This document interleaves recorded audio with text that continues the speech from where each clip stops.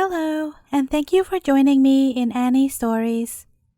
Today's video is called The Water of Life from the Brothers Grimm book. Let's see how this extraordinary water saved a king's life. So without further ado, let us begin.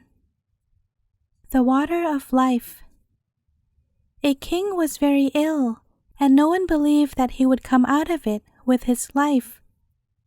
He had 3 sons who were much distressed about it and went down into the palace garden and wept.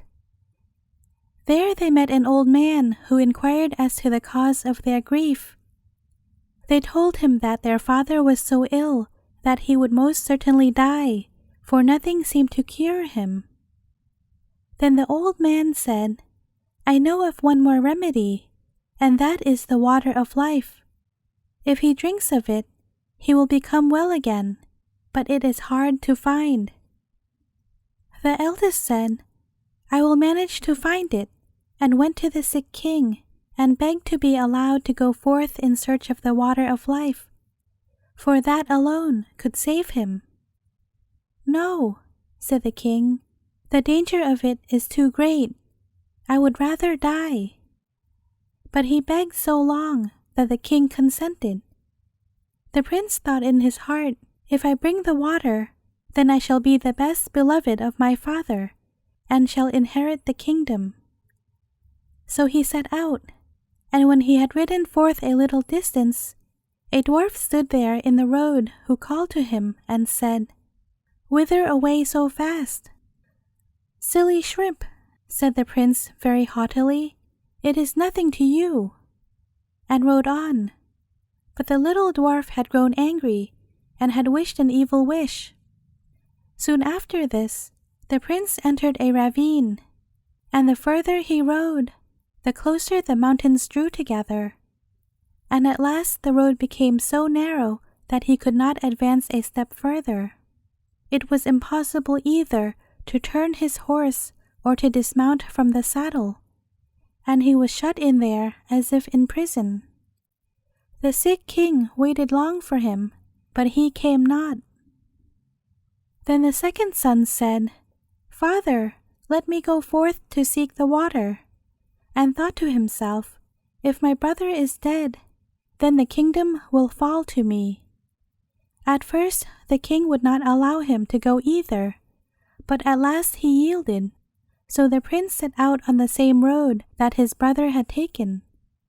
And he too met the dwarf, who stopped him to ask whither he was going in such haste. "Little shrimp," said the prince, "that is nothing to you," and rode on without giving him another look.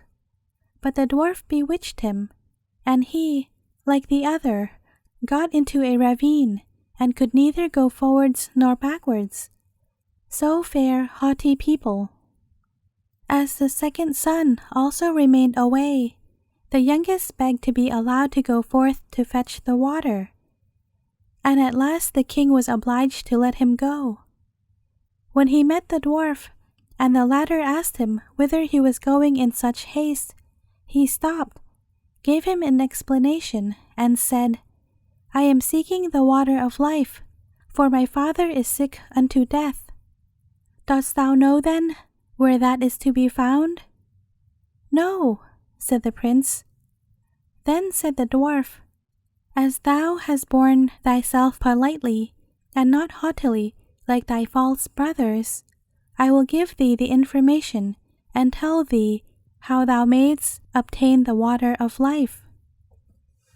It springs from a fountain in the courtyard of an enchanted castle, but thou wilt not be able to make thy way to it, if I do not give thee an iron wand and 2 small loaves of bread.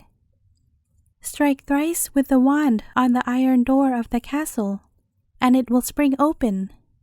Inside lie 2 lions with gaping jaws, but if thou throwest a loaf to each of them, they will be quieted. Then hasten to fetch some of the water of life before the clock strikes 12, else the door will shut again, and thou wilt be in prison." The prince thanked him, took the wand and the bread, and set on his way. When he arrived, everything was as the dwarf said. The door sprang open at the third stroke of the wand, and when he had appeased the lions with the bread, he entered into the castle, and came in a large and splendid hall, wherein sat some enchanted princes, whose rings he drew off their fingers. A sword and a loaf of bread were lying there, which he carried away. After this, he entered a chamber in which a beautiful maiden, who rejoiced when she saw him, kissed him, and told him that he had delivered her, and should have the whole of her kingdom, and that if he would return in a year, their wedding should be celebrated. Likewise, she told him where the spring of the water of life was, and that he was to hasten and draw some of it before the clock struck 12. Then he went onwards, and at last entered a room where there was a beautiful newly made bed, and as he was very weary, he felt inclined to rest a little, so he lay down and fell asleep. When he awoke, it was striking 11:45. He sprang up with fright, ran to the spring, drew some water in a cup which stood near, and hastened away. But just as he was passing through the iron door, the clock struck 12, and the door fell to with such violence that it carried away a piece of his heel. He, however, rejoicing at having obtained the water of life, went homewards, and again passed the dwarf. When the latter saw the sword and the loaf, he said, "With these thou hast won great wealth. With a sword thou canst slay whole armies, and the bread will never come to an end." But the prince would not go home to his father without his brothers, and said, "Dear dwarf, canst thou not tell me where my 2 brothers are? They went out before I did, in search of the water of life, and have not returned." "They are imprisoned between 2 mountains," said the dwarf. "I have condemned them to stay there, because they were so haughty." Then the prince begged until the dwarf released them. He warned him, however, and said, "Beware of them, for they have bad hearts." When his brothers came, he rejoiced, and told them how things had gone with him, that he had found the water of life, and had brought a cupful away with him, and had delivered a beautiful princess, who was willing to wait a year for him, and then their wedding was to be celebrated, and he would obtain a great kingdom. After that, they rode on together, and chanced upon a land where war and famine reigned, and the king already thought he must perish, for the scarcity was so great. Then the prince went to him and gave him the loaf, wherewith he fed and satisfied the whole of his kingdom. And then the prince gave him the sword also, wherewith he slew the host of his enemies, and could now live in rest and peace. The prince then took back his loaf and his sword, and the 3 brothers rode on. After this, they entered 2 more countries where war and famine reigned, and each time the prince gave his loaf and his sword to the kings, and had now delivered 3 kingdoms, and after that they went on board a ship and sailed over the sea. During the passage, the 2 eldest conversed apart and said, "The youngest has found the water of life, and not we. For that, our father will give him the kingdom which belongs to us, and he will rob us of all our fortune." They began to seek revenge, and plotted with each other to destroy him. They waited until once when they found him fast asleep. Then they poured the water of life out of the cup, and took it for themselves. But into the cup they poured salt sea water. Now therefore, when they arrived at home, the youngest took his cup to the sick king, in order that he might drink out of it, and be cured. But scarcely had he drunk a very little of the salt sea water, than he became still worse than before.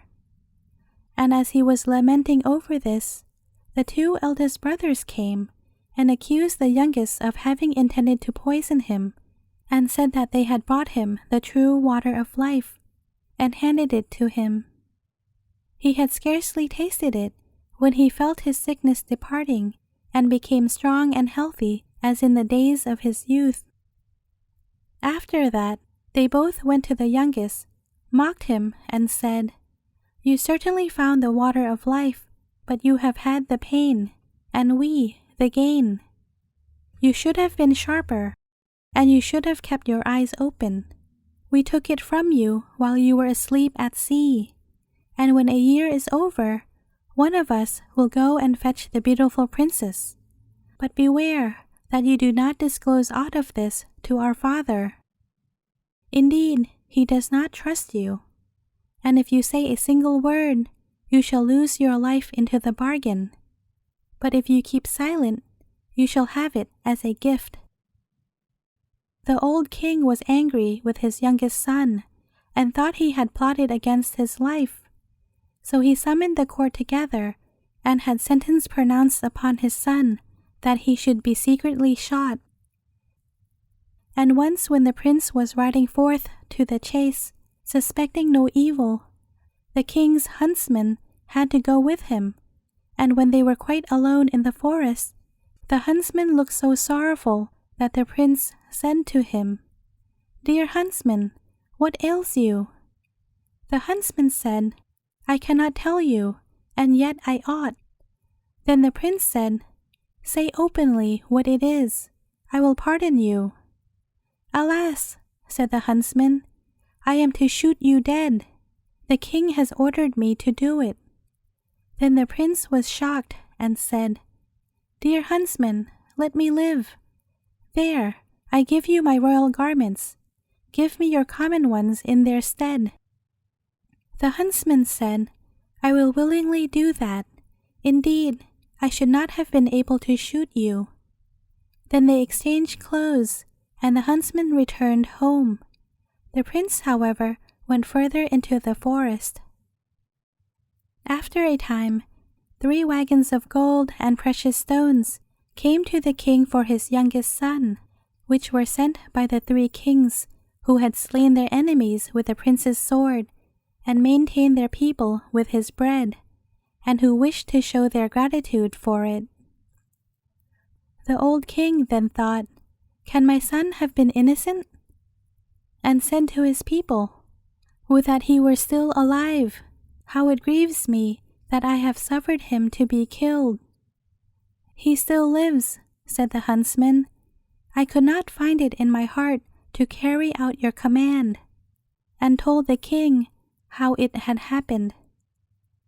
Then a great weight fell from the king's heart, and he had it proclaimed in every country that his son might return and be taken into favor again.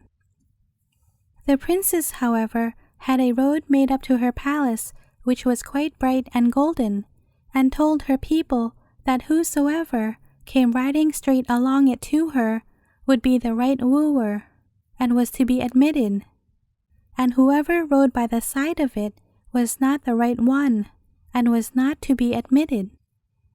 As the time was now close at hand, the eldest thought he would hasten to go to the king's daughter, and give himself out as her deliverer, and thus win her for his bride, and the kingdom to boot. Therefore he rode forth, and when he arrived in front of the palace, he saw the splendid golden road.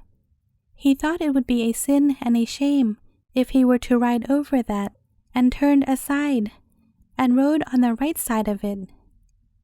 When he came to the door, the servants told him that he was not the right man, and was to go away again. Soon after this, the second prince set out, and when he came to the golden road, and his horse had put 1 foot on it, he thought it would be a sin and a shame to tread a piece of it off, and he turned aside, and rode on the left side of it. And when he reached the door, the attendants told him he was not the right one, and was to go away again. When at last the year had entirely expired, the third son likewise wished to ride out to the forest to his beloved, with her to forget his sorrows.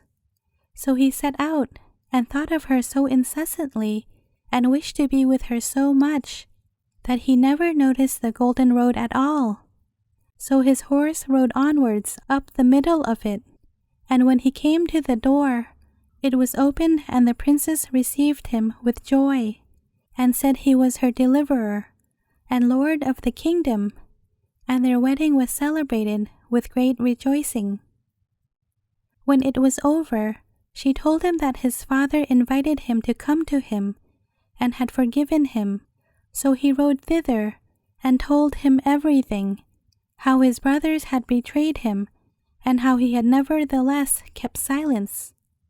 The old king wished to punish them, but they had put to sea, and never came back as long as they lived. The end. Thank you for listening, and I will see you tomorrow with another story.